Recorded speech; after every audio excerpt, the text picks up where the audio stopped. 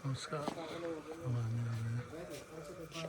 चिन्तन देवी माताको दर्शन गरेर आज भने अब जम्मा नेपाल बस्ने धेरै दिन छैन माताको दर्शन गरी आज यही फोटो सबैलाई म दर्शन गराउँछु। माताको सबैले दर्शन गर्नु होला। जल्पा देवी छिन्ताङ माता धनकुटा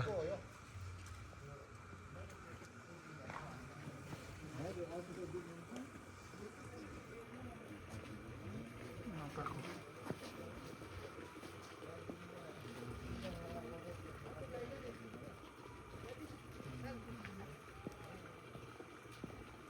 बाजे पुजारी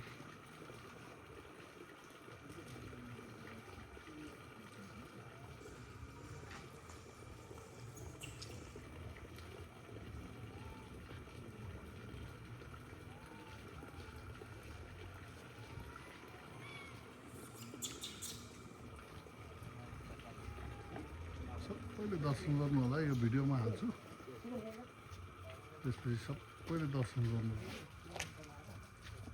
ल। फेरि पनि माता छिन्ताङ देवीले सबैको रक्षा गर्नु। आँटेको चिताको हाँकेको सबैले यही भिडियोबाट आशीर्वाद दिनु होला।